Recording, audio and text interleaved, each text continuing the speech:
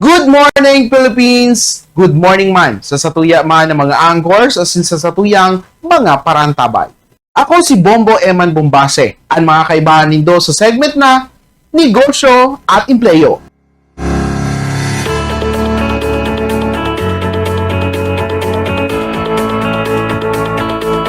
Ngunya na aldaw ning Domingo, sa tuyang pag-urulayan ang mga mapagkakakitaan na negosyo na pwedeng-pwede mong gibuhon, ngunya na padagos ang inobasyon kan sa tuyang ekonomiya. Sa tuyang aramon ngunyan, ang meat shop business.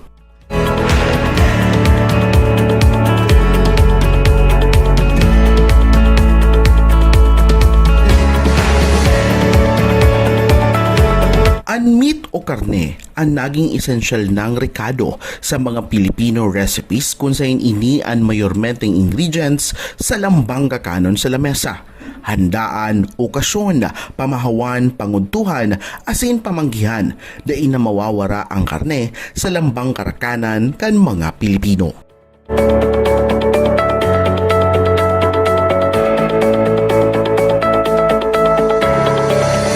Uman sa mga in-demand na negosyo niyan, ang meat shop business, kung saan profitable alagad risky na negosyo.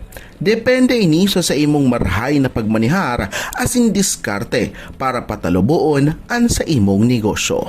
Katukod kayan, sa tuyang aramon, ang mga paagi panupunan ang sarong meat shop business na pasok sa budget mo.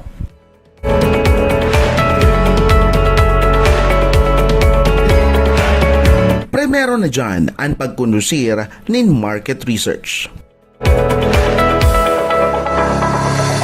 Antes ka na mag-dive in sa kinabahan kan meat retailing, mas marhay na magkondusir ka muna nin market research para sa imong maintindihan ang demand kan mga meat products sa nagkakapirang lugar. Ini ang makakatabang sa imo para ma-identify mo ang sa imong target market asin maaraman man ang buyer preference.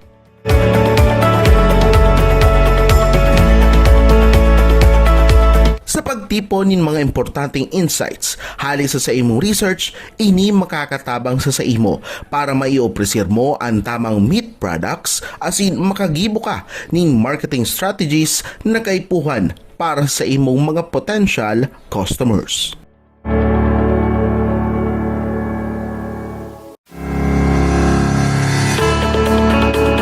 Pandua, pag-partner up sa mga mapagkakatiwalaan na meat suppliers.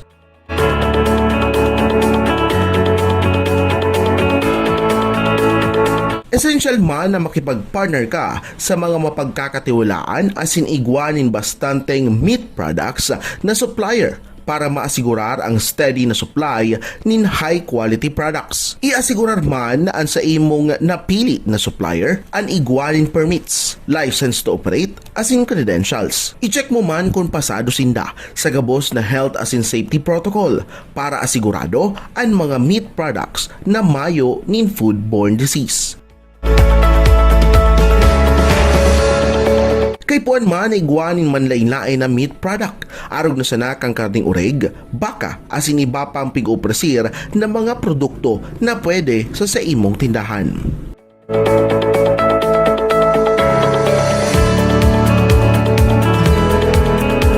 Pantulo, pag-invest sa tamang mga equipment. Kaipuhan na properly equip ang sa imong meat shop kan gabos na gamit para sa pag-operate. Ini ang importanteng maray para maasigurar ang efficiency, product quality as in overall success kan sa imong negosyo. Uya ang mga kagamitan na kaipuhan mo sa imong meat shop. Refrigeration units, easy to operate meat processing equipment, arog na sanakan meat grinders, slicers, asin cutters, weighing scales, safety equipment, arog kang gloves, aprons, asin magid man ang hairnets.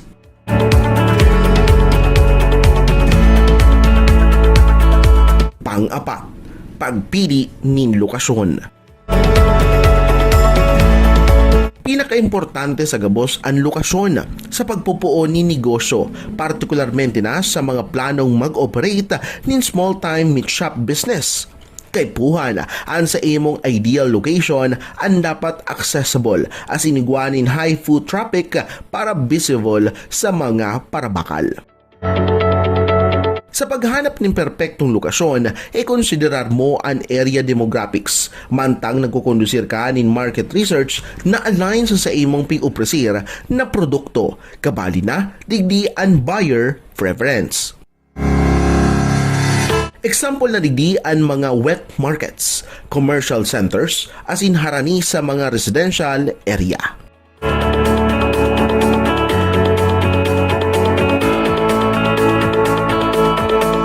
Panlima, pag-establishar ni efficient inventory management.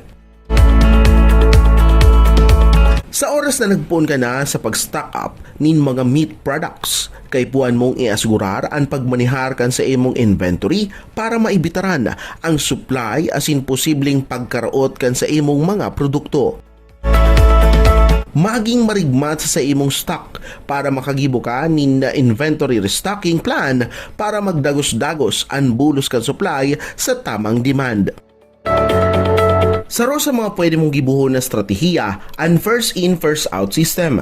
Ini para maasigurar na ang sa imong mga nainot na nag-abot na produkto ang maipabakal tulos para maibitaran ang pagkasayang huliman sa spoilage.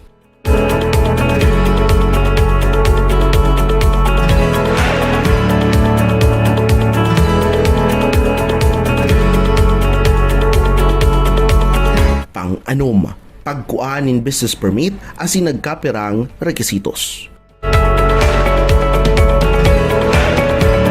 Kung asigurado na ang sa imong negosyo as in preparado ka naman sa pagpuon, kay puan mong magkuan in business permit para maging lehitimo ang sa imong negosyo. Kay puan mo magkuan in business permit haliman sa lokal na gobyerno na nakakasakop as in nagkapera pang rekisitos para sa dagusang pagpuon mo kan sa imo man na meat shop business.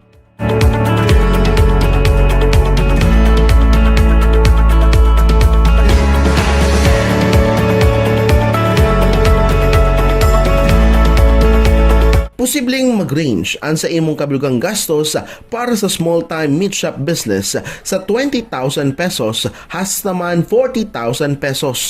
Depende sa imong planong ibenta ng mga produkto.